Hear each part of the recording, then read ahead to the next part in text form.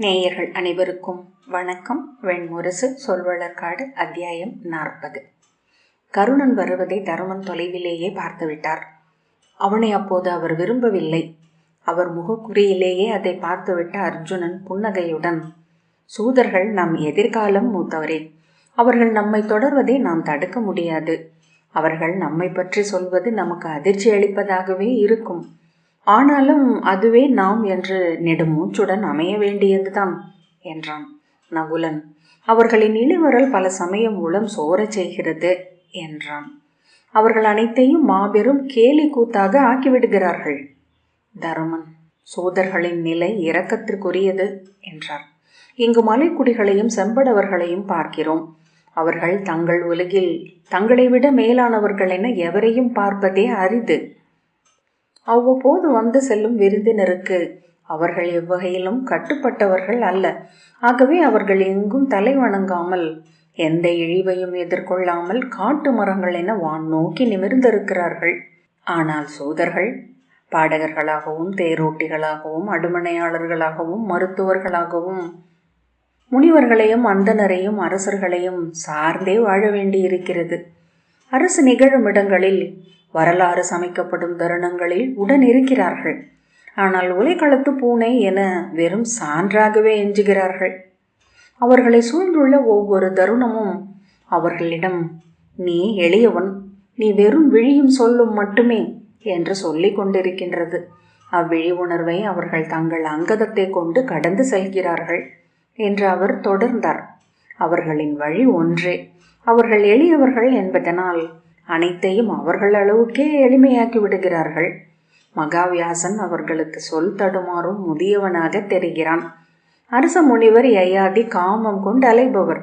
பெருந்தோள் ஹஸ்தி உணக்குவையில் முளைத்தெழுந்த குடைக்காளான். அர்ஜுனன் புன்னகைத்து, அல்லது அவர்களுள் இருந்து எளிய மனிதர்களை வெளியே எடுத்து வைக்கிறார்களோ என்றான். தருமன் முகம் சுளித்த பின் அப்பேச்சை தவிர்த்து நகுலனிடம், மந்தன் எங்கே என்றார். இங்கும் காடுதான். அவர் இருந்தால் இந்த சூதனின் எட்டிச்சாரை தன் அவச்சார குழம்பால் எதிர்கொண்டிருப்பார் என்றான் நகுலன். 2 நாட்களுக்கு முன் இருவரும் அடுமனை திண்ணையில் சொல் கோர்த்தனர். அவர் வென்று வென்று சென்றார். அவர் தொடையிலும் தோளிலும் அரைந்து சிரிப்பதைக் கண்டு நான் அருகே சென்றேன். இவன் முகம் சிரித்து கண் கலங்கி நின்றிருந்தான். அவரிடமிருந்து விடுபட்டதும் நேராக சென்று மூக்கு தழும்ப குடித்துவிட்டு வந்து, என் சொல்லையெல்லாம் கசக்க வைத்து விட்டீரே இளைய பாண்டவரே, நீர் உண்டதெல்லாம் நஞ்சாகிறதா என்ன என்று அடுமனை வாயிலை நோக்கி புலம்பிக் கொண்டிருந்தான். சகதேவன், ஆம், மூத்தவர் அதை கேட்காதவர் போல உள்ளே பெருங்கலத்தில் அஷ்டமதுரத்தை பெரிய சட்டுவத்தால் கிளறி கொண்டிருந்தார். அன்று அதை இங்குள்ள அனைவரும் சொல்லோடு சொல் சேர்த்து புகழ்ந்தபடியே உண்டனர். தருமன் முகம் மலர்ந்து, ஆம், இளையவன் கைப்பட்ட உணவில் அவன் இருப்பான். அதில் ஒரு வெள்ளலை வாயில் இட்டதுமே அதை உணர்ந்தேன் என்றார். நகுலன், அவருடைய பசி அதில் இருக்கிறது. அவர் சமைக்கும் உணவை உள்ளத்தால் உண்டு விடுகிறார். அவருள் அது சமைக்கப்பட்டு நம் நாவுக்கு இனிதாக மீண்டு வருகிறது. உண்டு புறந்தருதலால் தான் அவர் ஓனாய் வயிற்றர் எனப்படுகிறார் என்றான். அர்ஜுனன் கண்களில் சிரிப்புடன், அதில் அவருடைய நஞ்சு கலந்திருக்காதா என்ன என்றான். தருமன், அன்னையின் வயிறு அது பார்த்தா. அழுகிய ஊனுண்ணும் ஓனாயின் முளைப்பாலை ஜடரன் எழாத கை குழந்தைக்கு மருந்தென கொடுப்பதுண்டு. அது அமுது என்றார். அப்பேச்சால் மெல்ல அவர்கள் மலர்ந்து இயல்பு நிலையை அடைந்தனர். அவர்கள் அமர்ந்திருந்த சிறு மேட்டின் மேல் அரச மரம் பச்சை நிற காசுகள் என இலைகள் பளபளத்து திரும்ப காற்றொலி சீறியபடி பசுஞ்செண்டு போல நின்றிருந்தது. தருமன் கால்களை நீட்டி இளைப்பாரி கொண்டார். அர்ஜுனன் சிறிய பொருட்களை பறித்து காற்றில் வீசி ஒன்றை பிரிதொன்றால் தைத்தான். மூச்சிறைக்க மேலேறி வந்த கருணன் மது வருந்தி இருப்பது தெரிந்தது. ஆகவே மிகையான பணியுடன் கைகளை கட்டி உடலை வளைத்து அருகணைந்தான். அவன் இடப்புருவம் மட்டும் மேலேறி துடித்து கொண்டிருந்தது. அவன் தருமனிடம், அஸ்தினபுரியின் பேரரசரை நான் இன்று வணங்க முடியாது. ஏனென்றால் அவர் இன்று பேரரசர் இல்லை, நாளைதான் பேரரசர். இந்திரபிரஸ்தத்தின் பேரரசரையும் நான் வணங்க முடியாது. ஏனென்றால் அவர் நேற்று பேரரசர். என்னை போன்ற எளிய சூதன் எப்படி நிகழ்காலத்தில் நின்று தங்களை வணங்குவதென்று தெரியவில்லை. ஆகவே குருகுலத்தில் சொல்லாராய வந்த நெறியுடையோனை வணங்குகிறேன் என்ற பின் சகதேவனிடம், நான் சரியாகத்தானே பேசுகிறேன் என்றான். சகதேவன் சல்லிப்புடன் ஆம் என்றான். நன்று என்றபடி கருணன் கையூன்று பெரும் மூச்சுடன் அமர்ந்தான். உண்மை, நான் ஒப்புக்கொள்கிறேன். நான் மது அருந்திவிட்டே வந்திருக்கிறேன். காலையிலேயே சென்றேன். அங்கே 7 களிமகன்கள் ஒரு குழுவாக மது அருந்த வந்திருந்தனர். ஒருவன் கேட்டான், 7 பேருக்கும் கள் கொடுங்கள் என்று. பனையர் கள்ளை எடுத்ததும் இன்னொருவன் எழுந்து பூசலிட்டான். அதெப்படி அத்தனை பேருக்கும் நீயே கள் சொல்லலாம்? எனக்கு கள் போதும் என்றான். 3ஆம் அவன் பற்களை கடித்தபடி வஞ்சத்துடன், ஆமாம், நான் எனக்கு பிடித்ததையே அருந்துவேன். எனக்கு கள்தான் வேண்டும் என்றான். 4ஆம் அவன், பூசலிட வேண்டாம், கள்ளருந்தினால் என்ன பிழை என்றான். கடுஞ்சினத்துடன் நிலத்தை அரைந்து, நான் கள் மட்டும்தான் அருந்துவேன், எவன் தட்டி கேட்பது என்றான். 5ஆம் அவன். 6ஆம் அவன், அவரவருக்கு வேண்டியதை கேட்டு குடிப்போம் நண்பர்களே, எனக்கு கள் சொல்கிறேன் என்றான். 7ஆம் அவன் சற்று முதிர்ந்தவன், என்ன பூசல் இங்கே? அனைவருக்கும் பொதுவாக ஒரு முடிவுக்கு வருவோம், நாம் கள் அருந்துவோம் என்றான். சீறி எழுந்து, ஒப்புக்கொள்ள முடியாது, நான் கல்தான் அருந்துவேன் என்று கூவினான் 1ஆம் அவன். 2ஆம் அவன் கைகளை சுருட்டி கொண்டு முன்னெழுந்து, நான் கள் அருந்துகிறேன், ஆண்மை இருந்தால் நீ தடுத்துப்பார் என்றான். பெரிய அடிதடி. ஒருவன் மேல் இன்னொருவன் கலத்தை எடுத்து அடித்தான். இருவர் கட்டி புரண்டனர். ஒருவன் நெஞ்சில் அறைந்து அலறினான். இன்னொருவன் தரையில் உருண்டு ஆடையின்றி எழுந்து நின்று அழுதான். சிறிய ஏப்பம் விட்டு பூசல் பெருகி கொண்டே சென்றது. நான் உள்ளே நுழைந்து, நாம் இனிய கள்ளை அருந்துவோம் நண்பர்களே, இதில் என்ன பூசல்? நாம் என்ன வேத மெய்மையா ஆராகிறோம்? உண்மை என்று 7வரும் கண்ணீருடன் என்னை தழுவிக்கொண்டார்கள் என்றான் கருணன். அவர்கள் வணிகர்களுக்கு பொதி சுமப்பவர்கள். பொதிகளில் என்ன இருக்கிறது என்று அவர்கள் கேட்டுக்கொள்வதே இல்லை. அதை அறிந்தால் அந்த அறிவையும் சேர்த்தல்லவா சுமக்க வேண்டும். நல்ல மனிதர்கள். அவர்களிடம் நான் ஆணித்தரமாக கேட்டேன், நண்பர்களே, சூதனுக்கு கள் வாங்கி கொடுக்கும் நல்லோள் உங்களில் எவருக்கு உள்ளது என்று. 7வரின் மூதாதையரும் நற்செயலாற்றி பயனேற்று வைத்திருந்தார்கள். பெரிய ஏப்பம் வெடிக்க ஒரு முறை உலுக்கிவிட்டு, உயர்ந்த கள் என்றான். நாம் பிரிதொரு தருணத்தில் பேசுவோமே என தருமன் எழப்போனார். இருங்கள் அரசே, நான் எங்கே செல்வேன்? நான் சற்று முன் அடைந்த மெய்யறிதலை உங்களிடம் சொல்ல வேண்டும் என்றுதான் குடிலுக்கு சென்றேன். அங்கே நீங்கள் இல்லை, இங்கிருக்கலாம் என்று தேடி வந்தேன் என்று அவன் அவர் கால்களை பிடித்தான். மெய்யறிவை தேடி இத்தனை தொலைவுக்கு காட்டுக்குள் வந்திருக்கிறீர்கள். நான் அறிந்த மெய்யறிவை உங்களிடம் அன்றி எவரிடம் சொல்வேன்? சாதக பறவைக்கு மழை போல தவம் செய்தவனுக்கு மெய்யறிவை வழங்குக என்றுதானே பராசர மாளிகை சொல்கிறது. தருமன் சலிப்புடன் தலையசைத்து, சொல்லும் என்றார். அர்ஜுனன் முகத்தில் எழுந்த புன்னகை அவனை சினம் கொள்ள செய்தது. அதாவது ஒரு காடு, அடர் காடு, ஆயிரக்கணக்கான மரங்கள் கொண்டது அது. அங்கே எட்டியும் பலாவும் நின்றிருக்கின்றன. பிணம் நாரி பூவும் செண்பகமும் பூக்கின்றன. அங்கே நின்றிருப்பனவற்றில் ஒன்றை மட்டும் மூதாதையர் அடையாளம் காண்கிறார்கள். அது பனை என்றான் கருணன். எத்தனை அழகிய மரம்! கரியது, உறுதியான உடல் கொண்டது, முள் சூடி சிலிர்த்து நிற்பது, தெய்வங்கள் உருமிச் சூழும் தலை கொண்டது, கருமுலை கொத்து அணிந்த அன்னை பன்றி அல்லவா பனை. அன்னை காடெங்கும் பேருடல் கொண்டு நின்று முழங்கும் சொல் என்ன? என்ன என்றார் தருமன் புரியாதவராக. அந்த பனையில் எழுக்கின்றன நீள்முலை காம்புகள். அன்னையின் வேர்கள் மண்ணுக்குள் அறிந்த கனிவு கிளை எடுக்குகளில் முளை காம்புகள் என வளர்கின்றன. அவற்றை எடுத்து மெல்ல சீவி கலங்களுக்குள் வைக்க வேண்டும். கலங்கள்? என்ன சொன்னேன்? ஆம், கலங்கள் தூயவையாக இருக்க வேண்டும். அன்னையின் முளைச்சாறு தேங்குபவை அவை. தூய பால், இனியது, சிற்றுயிர்கள் தேடி வந்து விழுந்து சாகும் அளவுக்கு அரியது என அவன் தொடர்ந்தான். அதை அப்படியே அருந்துபவரும் உண்டு. ஆனால் அதை எடுத்து முந்தைய நாள் கள்ளின் ஓரிரு துளியை ஊற்றி உரை குத்தி, இருங்கள், அவ்வாறு முன்னிருந்ததை உரை குத்துவதை என்னவென்று சொல்வீர்கள்? நீங்கள் கற்றறிந்தவர் அல்லவா? நான் எளிய களிமகன், திருமுனைச்சூதன். சுருங்கிய விழிகளுடன் தருமன் நோக்கி அமர்ந்திருந்தார். ஆ, நினைவுக்கு வந்து விட்டது. ஸ்ருதி, ஸ்ருதி பிரமாணம் என்றான் அவன். நான் பொதுவாக எதையும் மறப்பதில்லை என்று சொல்லி தலையசைத்தான். என்ன சொன்னேன்? உரை குத்தி மண்ணில் புதைத்திட்டு காத்திருக்க வேண்டும். 4 நாட்கள், இல்லை 7, அல்லது இன்னமும் கூட. உண்மையில் அதுவே சொல்லும். நறுமணம் நுரையென எழுந்து தான் கனிந்து விட்டதை அறிவிக்கும். அரசே, இதை நோக்கி இருப்பீர்கள்.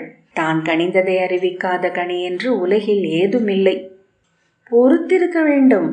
நாவில் எச்சில் எழ நாளுக்கு 4 முறை திறந்து பார்க்க கூடாது. சுட்டு விரல் விட்டு தொட்டு நாவில் வைத்து சுவை பார்க்க கூடாது. ஆசை மீதூறி அரை சமையலிலேயே எடுத்து மாந்தலாகாது. அதற்குள் தேவர்கள் புடமிடப்படுகிறார்கள். பித்தின் தெய்வமாகிய சோமன், மின்னலுக்குரிய இந்திரன், அலைகளின் அரசனாகிய வருணன், எரிந்தெழும் அக்னி. அரசே, நோயாற்றும் அஸ்வினி தேவர்கள், வழித்துணையாகிய பூஷன், உலகு துலக்கும் சூரியன், ஏன் இருளேறி வரும் யமனும் கூடத்தான். அவர்களை நுரைக்கவும் குமிழிகளாக வெடிக்கவும் விட்டுவிட வேண்டும். பின்பு அதை மெல்ல காய்ச்சுகிறோம், மிக மென்மையாக. எரிந்தெழுந்தால் அமுதை தேவர்கள் உண்டு விடுவார்கள். அடிமண்டியே நமக்கு எஞ்சும். ஆவி எழவில்லை என்றால் அசுரர்களுக்குரிய மதுவாக ஆகும் அது. தூய மது எழும்போது 3 தெய்வங்களும் வந்து சூழ்ந்து கொள்கிறார்கள். படைப்பவன், காப்பவன், அழிப்பவன். அவர்கள் அருகே நின்று குற்றம் குறை சொல்லும் அவர்களின் துணைவியரும் வருவார்கள். கல்வி, செல்வம், வீரம். நாம் அதை அருந்தும் போது அத்தனை தெய்வங்களையும் 3 முறை வணங்க வேண்டும். இனிய மதுவாக நமக்குள் இறங்குவது என்ன? கரும்பனை அல்லவா? அரசே, அந்த பனை நின்றிருக்கும் பெருங்காடே அல்லவா? அதன் பின் நகரங்கள் நமக்கு வெறும் குப்பை குவியல்களாகி விடுகின்றன. கல்வி நிலைகள் ஓசையிடும் கிள்ளை கூட்டங்கள். அரசுகள் விழியிழந்தோர் விரல் தொட்டு ஆடும் விளையாட்டுக்கள். போர்க்களங்கள் கலங்கள் ஒலிக்கும் அடுமனை புழக்கடைகள். இல்லங்கள் புதைக்குழிகள். நாம் பேரொரு கொண்டு எழுகிறோம். நம் கால்களால் மலைகளையும் ஆறுகளையும் கடந்து செல்கிறோம். நம் மூச்சுக்காற்றில் கடல்களில் அலைகள் சுருள காண்கிறோம். பாலைவனங்களில் புயல் கிளப்புகிறோம். அவன் கைகளை விரித்தான். காட்டை உண்டவன், காடுறையும் தொல் தெய்வங்கள் அனைத்தும் குடியேறிய உடல் கொண்டவன். அவர்களின் எடை தாழாமல் அவன் தள்ளாடி நடக்கிறான். எதிரே யார்? கோணலாக சிரித்து கொண்டு அவன் கேட்டான். யார்? அர்ஜுனன் புன்னகையுடன் யார் என்றான். பிரம்மன். அவன் கேட்டான், யார் நீ என்று. நான் சொன்னேன், அகம் பிரம்மாஸ்மி. ஆம், அதைத்தான் சொன்னேன். ஏனென்றால் நானே அது. அவன் திகைத்து நின்றான். அப்போது அப்பால் ஒருவன், யார் அவன்? சிவன் என்றான் நகுலன். ஆம், அவனேதான். நான் யார் தெரிகிறதா என்றான். நான் சொன்னேன், தெளிவாக சொன்னேன். ஆம், நான் அகம் பிரம்மாஸ்மி. அவன் சினம் கொண்டு நோக்கினான். அப்போது வந்தது யார்? ஆம், விஷ்ணு. சங்காழி கதைமலர் கொண்டு வந்து நின்றான். இவை என்ன என்றான். இவை அனைத்தும் நானே, அகம் பிரம்மாஸ்மி என்றேன். அவன் சிரித்து, ஆம், அவ்வாறே என்றான் கருணன். அரசே, இதோ என் வாயில் நறுமணம் மிக்க ஆவியாக எழுவதே அம்மே பொருள். அது கரும்பனைகளில் உருமப்படுவது, காட்டில் முழங்குவது, மண்ணின் ஆழத்தில் அமைதியாவது. அகம் பிரம்மாஸ்மி. ஆம் அரசே, என் வாயில் நறுமணம் மிக்க ஆவியாக எழுவதே அம்மே பொருள். அது கரும்பனைகளில் உருமப்படுவது, காட்டில் முழங்குவது, மண்ணின் ஆழத்தில் அமைதியாவது. அகம் பிரம்மாஸ்மி. ஆம். அவன் சுட்டு விரலை காட்டி ஒரு கணம் அசைவிழந்தான். கண்ணிமைகள் சரைந்து வந்தன. உடல் தளர்ந்தபடியே செல்ல அவன் தன்னை பிரக்ஞையால் உண்டி நிமிரச் செய்தான். அகம் பிரம்மாஸ்மி என்று உணர்வது மிக எளிது. கையளவு தெளிக்கள்ளே போதும். அந்த சொல் ஏதாவது தொந்தரவு செய்தால் பிரஜானம் பிரம்மாஸ்மி என்பதை எடுத்து அதன் மேல் வீசுவேன். அது உடைந்தால் தத்துவமசி. அவற்றின் மேல் ஒவ்வொன்றாக எடுத்து வீசிக்கொண்டே இருக்க வேண்டும்.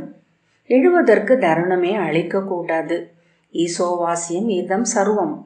ஏகம் ஏவத்விதீயம் பிரம்ம சர்வ கல்விதம் பிரம்ம. அவ்வளவுதான். மெல்ல அடங்கி ஒரு வகையான நிறைநிலை ஏற்படும். அதைத்தான் யோகம் என்கிறார்கள். போதும் என்று முகம் சிவக்க சொன்னபடி தருமன் எழுந்தார். இளையோரே, இப்படியே நீங்கள் சென்றால் நான் எப்படி என் குடிலுக்கு செல்வது என்றான் கருணன். நாளை காலையில் செல்லலாமே என்றபடி நகுலன் எழுந்தான். கருணன், இது முறையல்ல. நான் மெய்ச்சொற்களை ஊழத்தில் அறிந்து சூதன். தருமன் விரைவாக நடந்து சரிவில் இறங்க அவருடன் இளையோர் சென்றனர். மூடன் என்றார் தருமன் பற்களை கடித்தபடி. கருத்துக்களின் லீலை என்றான் அர்ஜுனன். சினந்து திரும்பி நோக்கிய பின் ஒன்றும் சொல்லாமல் தருமன் நடந்து சென்றார். அர்ஜுனன் இளையவர்களை நோக்கி புன்னகை செய்தான். ஒரு சொல் இன்னொன்றாக மாற 1000 ஆண்டு காலம் ஆயிற்று என்பதே வேதமெய்மையின் சுருக்கமான வரலாறு என்றார் சாந்திபனி முனிவர். அவர் முன் அவரது மாணவர்கள் நிறைவகுத்து அமர்ந்திருந்தனர். 2000 ஆண்டுகளுக்கு முன்பு வேத முனிவர் கண்டடைந்தார்கள். அறிய முடியாமையாகவே தன்னை உணர்த்தும் ஒன்றை. அதை அது என்றல்லாமல் எச்சொல்லாலும் குறிப்பிட முடியாதென்று அறிந்தனர். தத் என்னும் சொல்லே வேத மெய்ச்சொல் என விளங்கியது அன்று. ஒன்றேயான அது என அதை அறிந்தனர். அது ஒன்று ஏதும் இருக்கவில்லை என உணர்ந்தனர். உண்மையான அது மேலே உள்ளதா இல்லை கீழே உள்ளதா? அங்கு படைப்பாற்றல் உண்டா? அது முன்னால் உள்ளதா இல்லை பின்னால் உள்ளதா? அது எப்படி பிறந்தது? அதை யார் உருவாக்கினர்? அல்லது உருவாக்கவில்லை என 1000 வினாக்களாக அதை அணுகினர். வான் வடிவமான அதுவே அறியும் அல்லது அதுவும் அறியாது என்று வகுத்தனர் என்று சாந்திபனி முனிவர் தொடர்ந்தார். 1000 ஆண்டுகளுக்கு பின் அது ஒரு பெயரை சூடிக்கொண்டது, பிரம்மம். வியப்பின் ஒலி அது. பெரிது என்றும் முழுமை என்றும் பிரிது என்றும் பெருக்குவது என்றும் உறுதி என்றும் அழிவற்றது என்றும் பல பொருள் கொள்வது. விரிந்து பெருகும் அத்தனை பொருட்களையும் அச்சொல் தன்னில் சூடிக்கொண்டது. அச்சொல் ஆண்டது வேதம் விளைந்த தொல்காடுகளை. சாந்திபனி முனிவர் சொன்னார். தைத்திரியம் சொல்கிறது, ரிக் எல்லை உள்ளது, சாமம் எல்லை உள்ளது, யஜுர் எல்லை உள்ளது, பிரம்மமோ எல்லையற்றது. எல்லையற்றதை சொல்லும் சிறு சொல். அச்சொல் ஒவ்வொரு பொழுதும் ஓர் தனி அறிதலாயிற்று. அவ்வறிதல்களின் தொகைக்கு மேல் விண்மீன் என அண்மையும் சேமையுமாகி நின்றது. இவை அனைத்தும் ஆகும் ஒன்று. இவை அனைத்துக்கும் அப்பால் என்றும் ஒன்று. அதுவே இவை அனைத்தும். அந்த மெய்மையை அச்சொல் குறிக்க தொடங்கியதும் தான் அது முளைத்து தீராத விதையென்றாகியது. நிலம் அனைத்தையும் பசுமை கொள்ளச் செய்யும் பெருநதி என இம்மண்ணில் பெருகலாயிற்று என்றார் சாந்திபனி முனிவர். இங்குள்ள அனைத்தும் அச்சொல்லின் முடிவிலா தோற்றங்களே என்றுணர்க. குடிநெறியும் கோல்முறையும் வேள்வியும் ஊழ்கமும் அதுவே. மேழையும் துலாவும் வாழும் தர்பையும் அதுவே. உருவற்றது 1000 தெய்வங்களாக ஆலயங்கள் தோறும் விழித்திறந்தது. பெயரற்றது 10,000 பெயர்களாக மொழி நிறைத்தது. அறியப்படாதது அன்னை என்றும் தந்தை என்றும் கண்ணி என்றும் மைந்தன் என்றும் வந்து நம்மருகே அமர்ந்தது. கழனியில் உணவும் களத்தில் குருதியும் கல்விச்சாலையில் மொழியும் ஊழ்கத்தில் ஒளியும் ஆகியது. அதை வணங்குக. சென்ற 1000 ஆண்டு காலமாக அச்சொல் தன்னை பிரிதொன்றாக ஆக்கி கொண்டிருக்கிறது. நாம் காடுகளில் காண்பது அந்த பெரும் தவிப்பையே என்று சாந்திபனி முனிவர் சொன்னார். அத்தனை மெய்ச்சொற்களும் வேதங்களில் உள்ளன. அவை தங்கள் யுகம் எழுகையில் முளைத்து பெருகி எழுகின்றன. வேதங்களில் இருந்து எழுந்தது ஆத்மா என்னும் சொல். அகம் என்றும் பிரஜானம் என்றும் இதம் என்றும் எழுந்து வந்த பல 100 சொற்கள் சென்று சூழ்ந்து பறந்து ரீங்கரித்து அச்சொல்லை துயில் எழுப்பின. வேதமெய்மையை கற்க வருபவன் அது எழுந்து வந்த பாதையை மொழியில் காணக்கூடும். ஒன்றே பிரம்மம், பிரிதில்லை என்று முழங்கினர் படிவர். இவை அனைத்தும் பிரம்மமே என்று அறிந்தனர். அதில் அமர்ந்தனர். யானை மேல் ஏறுபவன் யானையாகிறான் இளையோரே. முகில் மேல் ஏறிக்கொள்பவன் தேவனாகிறான். பேரறிவின் மேல் ஏறிக்கொண்டவன் என்னவாவான்? அறிவென்று தன்னை உணர்ந்து அவன் சொன்னான், அதுவே நான். அவ்வுணர்வை நோக்கிய பின் பிரக்ஞையே பிரம்மம் என்று அவன் கூறினான். தன் வடிவிடம் சுட்டினான், அது நீ. தனக்குத்தானே சுட்டி ஆத்மனே பிரம்மம் என்றான். பின் எழுந்து விண்ணை தலை சூடி நானே பிரம்மம் என்றான். சாந்தீபனி முனிவர் கைகூப்பி நிறுத்தியதும் அவரது மாணவர்கள் ஏகம் ஏகத்விதீயம் பிரம்ம சர்வகல்விதம் பிரம்ம சோகம் பிரஜானம் பிரம்மாஸ்மி தத்துவமசி அயம் ஆத்ம பிரம்ம அகம் பிரம்மாஸ்மி என்னும் 7 பெரும் சொற்றொடர்களை 7 முறை ஓதினர். அவை ரீங்கரித்து சொல்லவையை நிரப்பி அமைதி என்றாயின. அங்குளதை இங்குளதாக காணும் பெருந்தவமே இன்று நிகழ்கிறது என்றார் சாந்தீபனி முனிவர். மாண்டூக்கியரின் சொற்கள் இவை: காண முடியாதவன், செயல்களுக்கு அடங்காதவன், பற்றற்கரியவன், உய்த்தலுக்கு அப்பாற்பட்டவன், எண்ணம் கடந்தவன், சொல் கடந்தவன், நுண்ணுணர்வின் உட்பொருள், பெருவெளியை தன்னுள் அடக்கியவன், நீடித்த அமைதி கொண்டவன், இரண்டற்றவன், இனியவன், நான்காவதாக நின்றிருப்பவன், அவனே ஆத்மன், அவனே அறிய தகுந்தவன். அத்தனை வேதமே மரபுகளும் என்று அளாவிக் கொண்டிருப்பது இந்த ஒளி இருள் பெருவெளியையே. அழிவற்றதை கனம் நில்லாது உருமாறும் இவ்வுடலுக்குள் காண்கிறார்கள். நோயும் மிடிமையும் ஐயமும் அச்சமும் விழைவும் துயரும் கொந்தளிக்கும் இதனுள் அலையற்றது அமைந்துள்ளது எங்கனம் என விளக்கம் முனைகிறார்கள் என்ற சாந்தீபனி முனிவர் புன்னகைத்தார். குடுவையில் பயனுள்ளதாக இருக்கும் மருந்து கலவை போல் இருக்கிறது இவர்களின் மெய் அறிதல். உடலுக்குள் அது நஞ்சோ மருந்தோ என்று இன்னும் முடிவாகவில்லை. காடுகளில் மெய்மை என்பது சொல்லில் நின்றிருந்தால் போதும். கழனியில் அது மேழியென உழுது விதையென முளைத்து கதிரென அறுவடையாக வேண்டும்.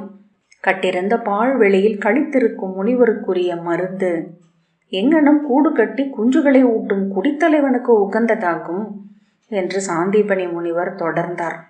எங்கும் எழுவது அவ்வினாவே. முன்பு ஒரு விடுகதையை கேட்டேன். பிரம்மன் படைத்தவற்றில் பெரிய காளை களிர் ஒன்று இருந்தது. அதன் ஒரு கொம்பிலிருந்து மறு கொம்பு வரைக்கும் 1000 கோடி காதம் தொலைவு. அப்படியென்றால் அதன் வலக்கொம்பிலிருந்து எழுந்து பறக்கும் செம்பருந்து எத்தனை காலம் கழித்து இடக்கொம்பை சென்றனையும். சில கணங்கள் அமைதி. இளைய மாணவன் ஒருவன் புலரி எழுந்து அந்திக்குள் என்றான். முகம் மலர்ந்து நன்று என்றார் சாந்தீபனி முனிவர். கதிரவன் கடக்கும் வானம் அது. அதைத்தான் இங்கும் சொல்வேன். இங்கிருந்து அங்கு வரை ஒற்றை சிறகடிப்பில் செல்லும் ஒரு பறவையால் மட்டுமே இங்கு எழும் அத்தனை எண்ணங்களையும் ஒன்றென தொகுக்க முடியும். அவையை நோக்கியபடி சில கணங்கள் தன்னுள் ஆழ்ந்தவராக அமர்ந்திருந்த பின் மெல்ல கலைந்து மானுடம் காட்டும் உண்மை ஒன்றுண்டு. தேவையானது நிகழும். எண்ணங்கள் கூடி ஒன்றை ஒன்று தொடுத்து ஒன்றுடன் ஒன்று முரண்பட்டு பெருகலாம். அனைத்தையும் கடந்து நோக்கும் ஒன்றுள்ளது, மானுடனின் தேவை. அது ஒவ்வாததை தள்ளி உரியதை அள்ளும், தொடுக்கும், உருக்கி ஒன்றாக்கும். சாந்தீபனி முனிவர் பற்கள் தெரிய நகைத்து, பல சமயம் அது வேள்வி கரண்டையால் மண் அள்ளலாம், கூர்வாளால் கதிர் கொய்யலாம், பொற்பட்டால் மீன் துழாவலாம். அவ்வண்ணம் என்றால் அதுவே தெய்வங்கள் எண்ணிய பயன் என்றுதான் பொருள். விளைந்து பெருகும் அனைத்தையும் இணைக்கும் கொள்கையை முன்வைத்தது சாந்தீபனி குருநிலை. சமன்வயம், சமன்யவம் ஒன்று நிகழ்ந்தாக வேண்டும். குரல் மெல்ல மேலெழ, இளையோரே, என்றும் அது நிகழ்ந்து கொண்டேதான் உள்ளது. 4 வேதம் அமைத்த வேதவியாசர் செய்தது சப்த சமன்வயம். இனி ஒரு தத்துவ சமன்வயம் நிகழ்ந்தாக வேண்டும். நிகழ்ந்தாக வேண்டும். இந்த ஆறு ஓடி ஓடி ஆழத்திற்கு சென்று விட்டது. அணை கட்டி நீரை மேலெடுத்து கழனி நிறைத்தாக வேண்டும் என்றார் சாந்தீபனி முனிவர். கை கூப்பி அவர் தன் உரையை முடித்த போது அவை ஒலியடங்கி நோக்கி கொண்டிருந்தது. ஓம், அது முழுமை, இது முழுமை. முழுமையிலிருந்து முழுமை எழுகிறது. முழுமையிலிருந்து முழுமை பிறந்த பின்னரும் முழுமையே எஞ்சி இருக்கிறது. சாந்தீபனி முனிவர் கை கூப்பி அவ்வேத சொல்லை உரைத்த போது அவரது மாணவர்களும் இணைந்து கொண்டனர். அவர் தன் வலப்பக்கம் திரும்பி அங்கிருந்த தன் தந்தையின் மர மிதியடிகளை தொட்டு சென்னி சூடிவிட்டு எழுந்து கூப்பிய கைகளுடன் வெளியே சென்றார். ஒரு மாணவன் எழுந்து சங்கை முழக்கினான். மெல்லிய பேச்சு குரல்களுடன் மாணவர்கள் கலைந்து செல்லத் தொடங்கினர். தருமன் எண்ணங்களில் ஆழ்ந்தவர் போல தலை கவிழ்ந்து அமர்ந்திருந்தார். முத்தவரே என்றான் நகுலன். திடுக்கிட்டு அவனை நோக்கிய பின் தருமன் கையூன்றி மெல்ல எழுந்தார். தாடியை கையால் தடவியபடி அவர் நடக்க அவர்கள் கொண்டு வந்திருந்த சுவடிகளை எடுத்துக்கொண்டு நகுலன் உடன் சென்றான். வெளியே முன்னிரவின் இருள் நிறைந்திருந்தது. தொலைவில் அகல் சூடி அமைந்திருந்த குடில் திண்ணைகள் இருளில் மிதந்தவை போல தெரிந்தன.